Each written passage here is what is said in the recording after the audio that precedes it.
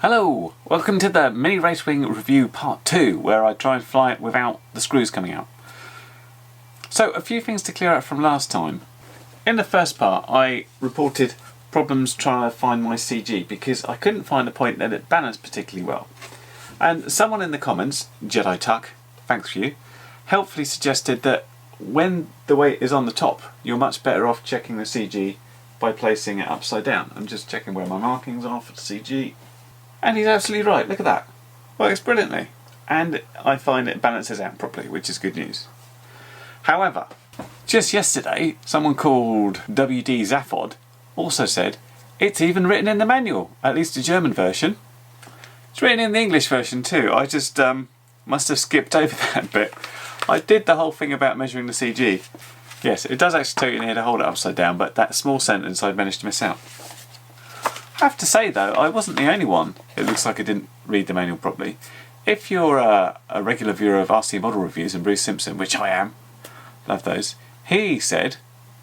And along the front, and they recommend that you laminate it, which I certainly will be doing. It should make... And I thought, uh-oh, have I got an old manual? Because it did get updated since the one I downloaded, and I didn't laminate mine. It specifically states in the manual about not laminating the wing because it is very strong. A couple of people actually asked me what I covered it with, so I just wanted to clear that one up. That said, following the instructions, I've got tape. This is a clear duct tape. It's essentially it's a packing tape, but just a duct tape brand. So I've got tape over the leading edge here, down this part of the wing, over that part of the wing, and that's it.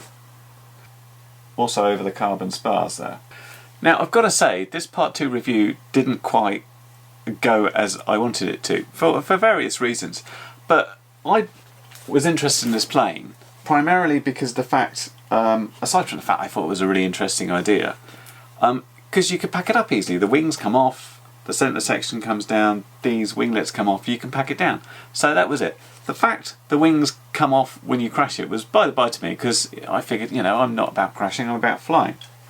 And I don't know, to be honest, if I trusted the system, because I've got the wings on, and they screw in here into these two things, and the thing is you screw them on so you can't get them out. So like people were worried about holding it with a wing in case it would fall off.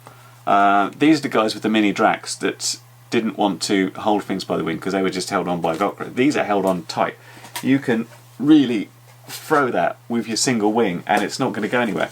So I didn't think these were going to come off in a crash. I started to doubt that. It's like, really? Because I can't really get them out. Is it going to come off? They do. I had a chance to check this system a lot. This is the plane after I've thrown it on its nose about 7 times. I'll check exactly how often I did that. And it is absolutely unscathed. And the system worked flawlessly. I threw it, I'll come to my launches in a moment, I got them so wrong. Threw it up in the air, bash, straight down on the nose, wings come off, there's no damage to anything. I say this, but as I mentioned in my last video, the camera here is sticking out a little bit precariously. So this camera is now a dead one. It's not dead, it turns on, it starts recording, but it freezes up after 2 minutes. Unfortunately that means I'm missing a bunch of HD footage and I need a different camera. So either I have to get this a bit higher so I can get it on top of the battery so it hasn't got this stupid bit sticking out, or a much shorter camera. So I'm not really too sure what to do there. I have to think about it. But the rest of the wing, absolutely unscathed. I mean, there's not a mark on this apart from that bit, which is where the prop flew off, or that bolt flew off and hit it on the maiden. But so I was really impressed by that. I mean, there's absolutely no damage to this. My camera's fine, the carbon is absolutely fine, the wings are fine, the winglets are fine. So this has changed my attitude with it a little bit, because if I had a brand new plane that was sort of all foam based and I dunked it on its nose 7 times, I'd be in tears after the first one because it would be all crumpled, it would be having big damages and gouges out of it. I'd really be quite upset. This thing is just like, okay, I wasn't getting too happy with my launches, but it didn't get hurt. It didn't get hurt. And I also put it, trying to make a sort of high speed low pass, I got a little bit low, and that really clonked down as well. Again, nothing happened. It's me proof, which is a great thing. But let's go over and let's talk about the flying and my awful launches, and we'll try and figure out what happened there. Here we go, and this is my first launch where I didn't really think about it, I just threw it on 3S and it's absolutely fine and dandy. So quite what happened in these future ones is anyone's business.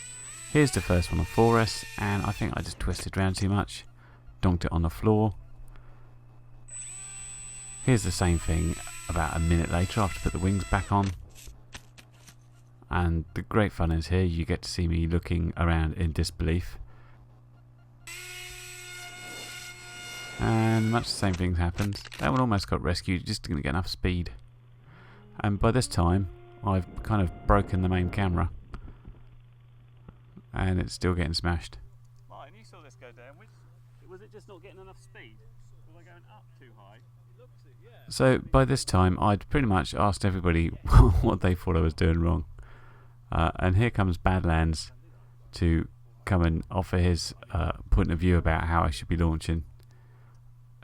He actually saw it and thought it went up a little bit steep and turned over. But nope, wrong again. So let's try an over the head one. That actually went behind me. And finally here's a launch line of sight, which is a lot easier to rescue because you can actually see what's happening. I tried not to do this because the transition between taking my glasses off and getting my goggles on is really quite difficult. But anyway, enough of the crashes. Here's the wing in flight, and I've got about 50 something minutes of flight footage just flying around, so I tried to aim for the slightly more exciting things. So here's at least another plane in shot. This is another mini Talon that was around, so I was having a bit of a chase. And this is the very first flight I did on 3S battery. And 3S works really well. It doesn't feel particularly sluggish. You get about 10 minutes on a 2200 3S of sort of mixed flying. You can do some fast passes and you'll see the battery drain, and then you can relax a bit and just fly normally and it all sort of recovers again. So despite it looking difficult to launch and needing to sort of get up to speed quickly to get going, you can actually fly this wing very slowly, and it's quite happy to do. And then you can put the throttle on and it goes really fast, and that's good too. So it's pretty smooth. I think this handles things a lot better than my normal Falcon wing. But that said, it's still a wing, so there's some tendencies to have some waggle on the yaw, and it's, you know, a bit bumpy low down in the turbulent air still. So it's smoother, but you know, it's no means perfect. It's just a pretty nice wing to fly, I find.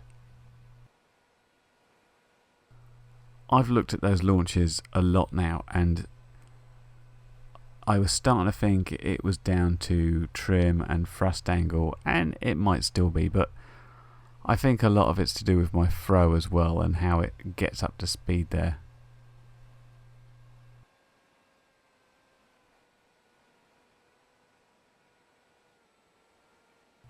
This is just me taking a sort of low pass, which I like to do, and this was where this came a lot better than my normal wing. Flying low I often find is a bit wobbly, and it glides quite nicely as well coming into landing. So this is the wing on the 4S battery, and we're making a bit of a speed run here, and you can see we've got a bit of a wobble going on.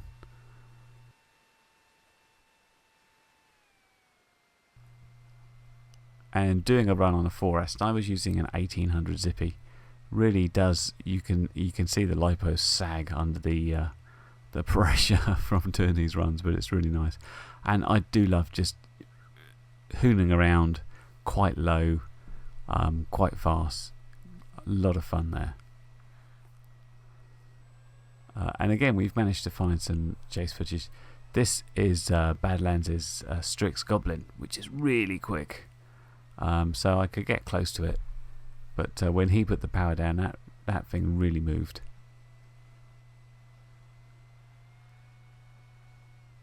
Great fun to follow in the air though, because it does stand out really nicely. It's got some orange bits, but as soon as it goes into the sort of clouds, that's it. I'm doomed.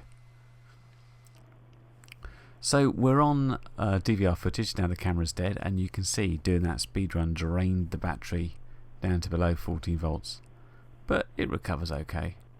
Here's a sort of similar thing doing it on 3S. Get some good wobbles going there and get a bit of a drain on.